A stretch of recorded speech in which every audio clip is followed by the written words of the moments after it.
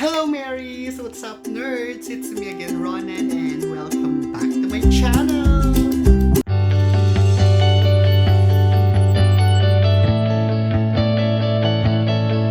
Hey guys! How are you guys doing? I hope you're doing well. O, diba?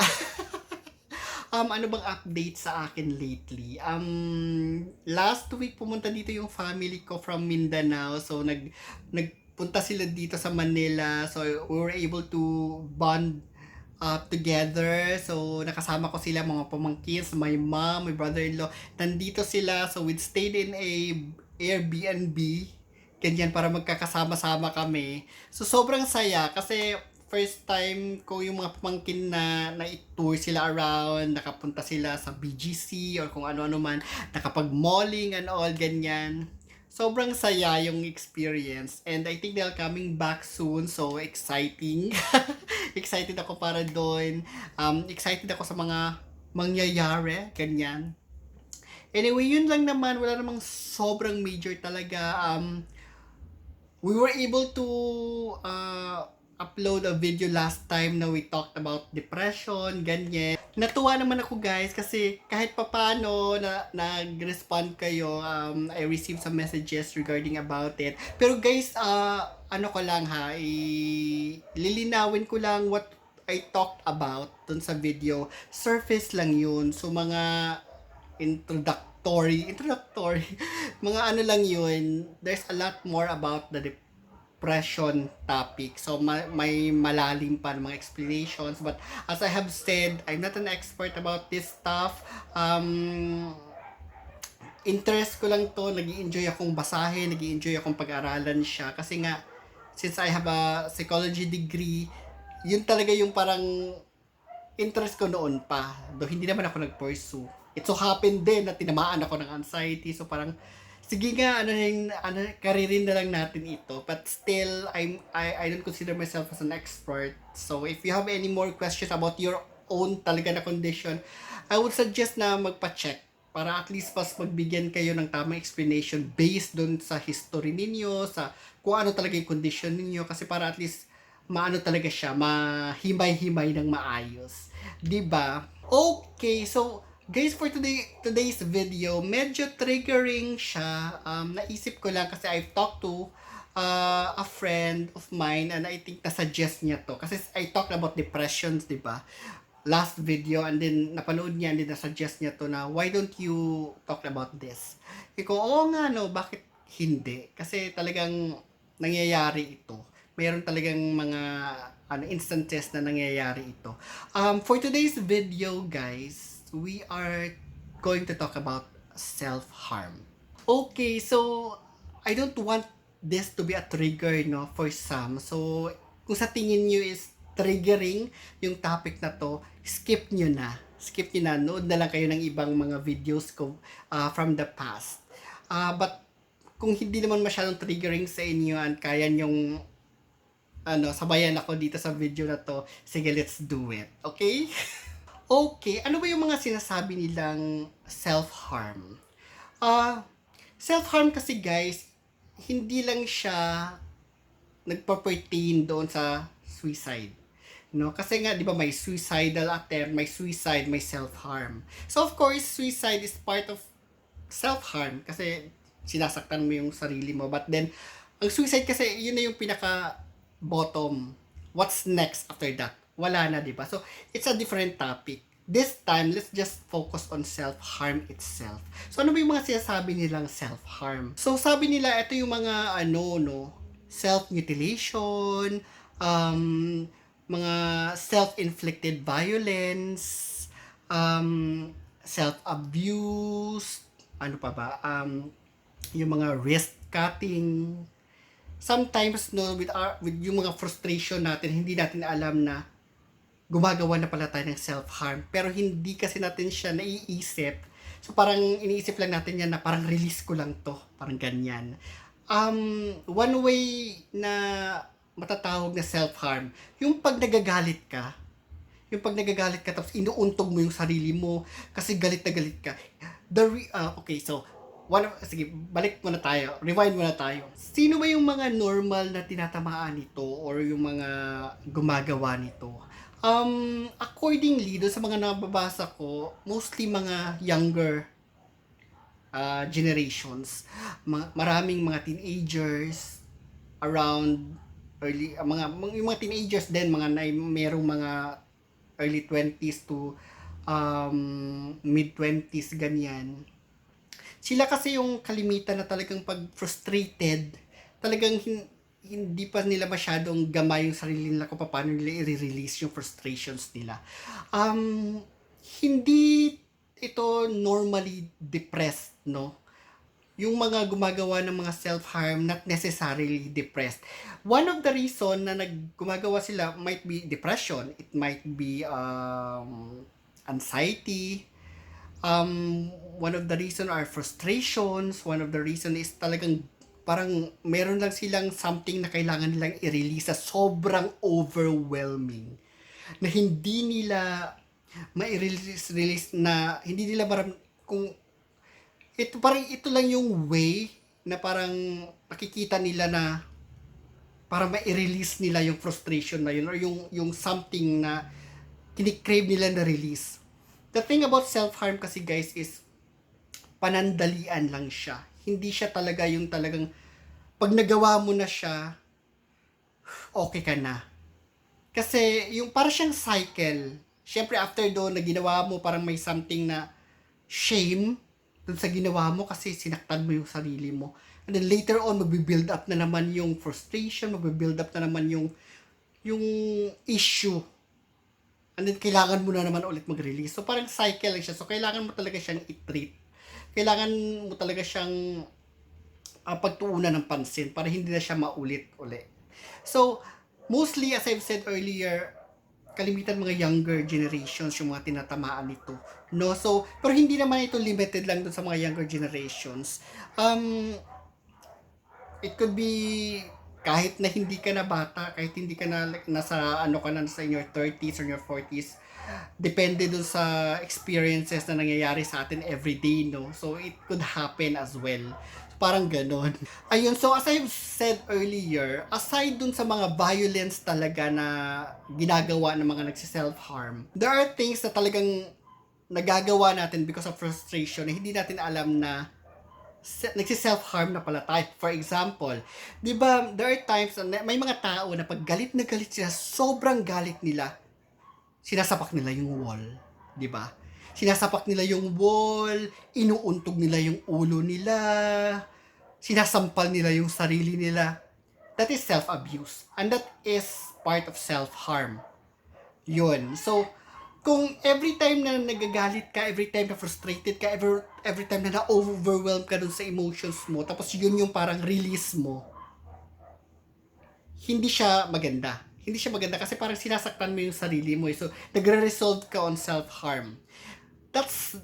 Siguro, yan na yung sinasabi, yan na yung at least na pinaka safest dun sa mga self-harm keme, di ba? Kasi nga, yung iba talagang self-mutilation, nagka-cut, sorry for the term yung sinusugatan nila yung sarili nila. And then, pag nakita na nila yung blood, oh my gosh, sorry for the term, pag nakita nila yung blood, doon nila na-feel yung release. Pag na-feel na nila yung pain doon sa sakit, yung pain, yung sa sakit ng sugat, doon nila na-feel yung release. Diba? Yun, kailangan mo na talaga ng help. Kailangan mo na talaga ng help. You need to talk to someone, a psychiatrist or a psychologist, someone to na matulungan ka dun sa issue mo na yan. Hindi mo pwedeng ipagsarili yan. It's one of the reason na kaya nangyayari yan dahil siguro one of the reason sinasarili mo, 'di ba? Sinasarili mo yung issue, sinasarili mo yung burden, yung frustrations. Nangyayari ito, guys, yung sobrang overwhelming na of this moment, no, yung sa particular moment sobrang overwhelmed ka, or let's say for example based on sorry for the term, yung parang na-abuse ka, no, na-abuse ka tapos sobrang frustrated ka dahil hindi mo na ipagtanggol yung sarili mo, sobrang frustrated ka dahil wala kang nagawa. Yung nagbi-build up yun na gusto mong sumigaw, gusto mong manakit, pero dahil hindi ka pwedeng manakit ng kapwa, yung sarili mo yung sinaktan mo, nagkakat, inuuntog yung sarili mo sa pader, kung ano-anong ginawa mo para lang ma-feel mo yung pain at ma-release mo yung frustration or yung overwhelming emotions na nararamdaman mo at that particular moment. Sobrang ano yon, sobrang nakakaloka yon. Tapos na-depress ka pa, may anxiety pa. Alam mo yung ganun na nagkapatong-patong. Sa mga younger generations naman, dahil sa stress sa mga exams, sa stress sa mga projects, sa stress sa relationship stress, ganyan. So, dahil bata pa sila, sobrang na-overwhelm sila dun sa emotions na yon. Those are just few of the reasons, no? Pero of course there's still deeper talaga na mga reasons for that. That's why kailangan mo talagang magpa-check, kailangan mo magpatingin sa psychologist or pumunta ka sa therapist para at least mahimay-himay yun, para ma-surface yun, mapag-usapan at mahanapan ng paraan kung paano ka, how are you going to go, parang to navigate kumbaga in those situations para hindi ka na mag-resolve into hurting yourself physically. 'Di ba? Kasi it's totally valid kasi syempre pag yung emotions pa pag sobrang punong-puno na, siguro for me, I don't resolve on self-harm. Hindi ko naman ito nagawa pa ever since. Pero siguro nai-associate ko siya sa anxiety. Especially pag meron akong before na talagang sobrang napaka matindihang atake. Kasi pag ina-atake ka ng anxiety, sobrang overwhelming siya na parang sasabog ka. Yung parang kailangan mong parang you have to take the reign. Kasi pag hindi mo iti-take yung reign, feeling mo magko-collapse ka na lang, feeling mo magtatatakbo ka na lang, feeling mo magsa-stop na lang yung heart mo, feeling mo mahimatay. Yung tipong ganon. With yung mga tao nagsi-self-harm, yung emotions nila sobrang na-overwhelm, sobrang lakas, sobrang hindi sila makahinga, sobrang nalulunod sila sa emotions nila. It's hard to say, no? Especially pag hindi natin na-experience just firsthand. I'm just trying to describe it how I can, parang kung paano ko siya nakikita in my mind, parang ganyan. But I think you understand what I'm trying to say, no? So, sobrang overwhelming siya ng emotions. Kailangan nila ng release para lang may ilabas yun, and they resolved on harming themselves. Now, sinasabi nila na wala siya talagang parang pinaka-fix na problem, 'di ba?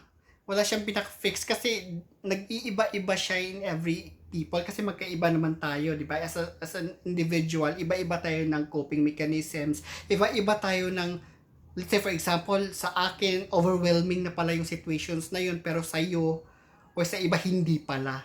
So, yung tipong ganyan. So, wala siyang fix na, dapat, ito nagre-resolve na itong mga to sa mga self-harm ka dito, ganyan. Wala siyang fix. So, parang nag-iiba-iba siya sa bawat tao na nagkakaroon ng experiences na ganun. Kaya, it's important na ma-acknowledge mo siya, ma-recognize mo siya na, hindi na tama ito. Hindi na tama yung ginagawa ko. Ikaw mismo yun kasi parang let's say yung mind mo doon siya nagre-resolve ka agad para lang ma-relieve ka doon sa tension na nararamdaman mo. Tapos doon ka kaagad magre-resolve sa pagha-harm mo sa sarili mo, di ba? So parang ikaw mismo yung mag-acknowledge mo na teka lang, wait, parang iba na to, I need help. Now, if you are a student, no, let's say for example, nasa college ka pa, so I think may mga guidance counselor naman dyan sa school ninyo.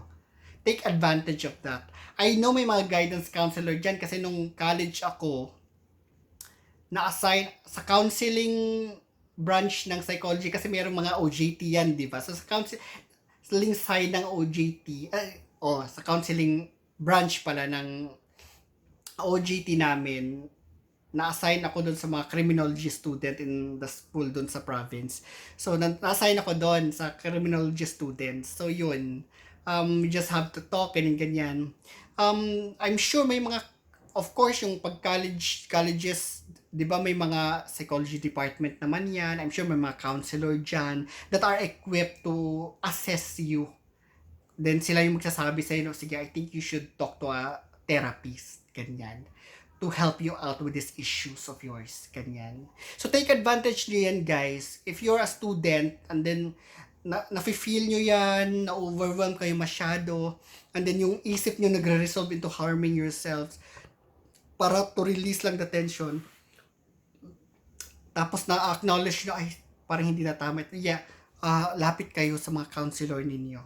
Pag book kayo ng appointment, and then, I think sa mga colleges or mga universities, free naman yata yung counseling na yun, no? Susulat ka lang dun sa schedule, kung anong schedule ka pwedeng pumunta. Kasi may mga scheduling yan, di ba? Now, if you're an adult naman, siguro sa mga Department of Health, mga DOH, I'm not sure about this I think kailangan yung i-check dun sa mga DOH niya kung meron ba silang mga therapist or meron bang ganon. As far as I know, hindi yata lang, especially sa provinces. But here in the metro, I'm not sure din. Oo, kasi hindi pa naman ako pumunta, no? But I think there are mga hotlines. In my Facebook page, may mga pinost na akong mga hotlines doon before na parang to help you out. Let's say for example, nandun na kayo dun sa point na you want to harm yourself, na parang there's no other way. Tawag ka dun sa hotline na yun. Parang they are, I think they're certified to assist you with regards to that concern. Para at least wag niyong sarilihin yun kasi 'di ba? Baka nasa huli na ano ka na mahirap na, alam mo na. I know it's really hard to laugh about this topic, no, kasi it's very very serious. I would suggest na itawag mo dun sa mga numbers na yon, dun sa mga hotlines na yon. Kasi the issue is hindi kasi gaano ka-clear kung bakit nagsi-self-harm yung mga tao. Most of the frustration coming from yung iba at the current yung current na situations, and then pwede ring yung mga past situations na ngayon lang nag-resurface, kumbaga. Alam mo yun, yung hinabol ka ng past traumas mo, tapos ngayon lang siya nag-manifest sa'yo. Tapos sobrang overwhelming siya, hindi ka na pinatulog, sobrang hanggang nag-build up siya ng build up. Alam mo yung ganun. Bago pa mahuli ang lahat, di ba? Kasi, di ba, when you say self-harm, self-mutilations, nagkakat, 'di ba? Alam mo sa sobrang gigil mo, sobrang naidiin mo, sobrang lalim yung pagkakakat mo, 'di ba? So kailangan mo na ng ng medical assistant or help, kailangan kang madala sa ER. Alam mo, I'm getting ahead. Sorry. I'm so sorry. Sorry guys, medyo triggering tong topic na to. Naisip ko din na parang pwede ko bang i-discuss ito online kasi masyadong triggering itong topic na to. So, kung triggering to sa inyo, stop nyo na, huwag nyo na itong panoorin. Move na lang kayo sa ibang mga topic na napag-usapan natin in the past. Ayun lang naman guys. So, kasi parang medyo connected din siya dun sa parang, kasi we talked about depressions last time, and then ito parang in a way, kasi parang yung iba nagsi-self-harm because of depressions, di ba? Ayun guys, so bakit ko ba gustong i-tackle yung topic na to, no? Kasi syempre awareness. So yun sa channel na to, we normally talk about mental health issues. Dati nakafocus lang tayo sa anxiety, di ba? Kasi yun lang naman yung ko talaga experience ko when it comes to mental health issues. But then again, marami dito sa Pilipinas, sa atin dito, na talagang they wanted to know more about mental health. May mga nakikita ko sa TikTok na they talked about mental health, they talked about mental health disorders, issues. Regarding mental health kasi guys, sobrang lawak siya. Ako, I have a abnormal disorder book. Hindi siya yung, I don't think it's a diagnostic book kasi siya yung ginagamit namin ng college kami. Ganun siya kakapal. I'm sure that was a long time ago. Nung tiningnan ko siya nung pag-uwi ko, ganun siya kakapal guys. So I'm sure meron na mga na-update ngayon do. Nowadays may mga bago ng updates when it comes to mga disorders, no? But here in our channel, we normally talk about anxiety lang. Now we delve into depressions and then self-harm, and then later on, kung mayroon ka pa kayong mga ibang topic na gusto natin pag-usapan regarding mental health, I'm very passionate about it. So let's talk about it, guys. But sinasabi ko, I'm not an expert on this, ha. So binibring ko lang siya sa surface para mapag-usapan, and then at least meron kayong at least konti na nakuha sa akin, and then go to someone, a psychologist, psychiatrist that are expert.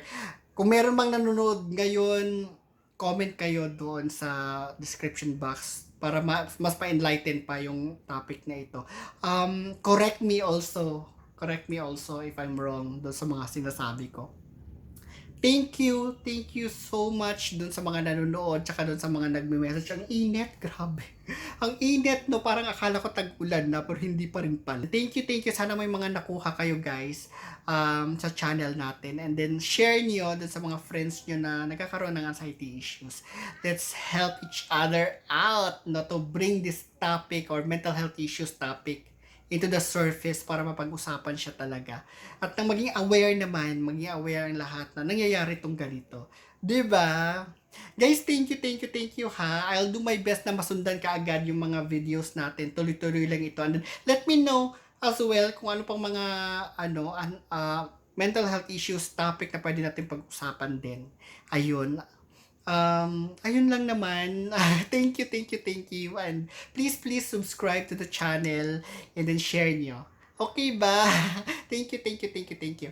Follow nyo ako sa mga social media ko, guys. Ayun lang. And hanggang sa next video na lang ulit, no? Ayun, so as I've always said, please choose life. Please choose happiness. And please start your day with a smile. Bye for now.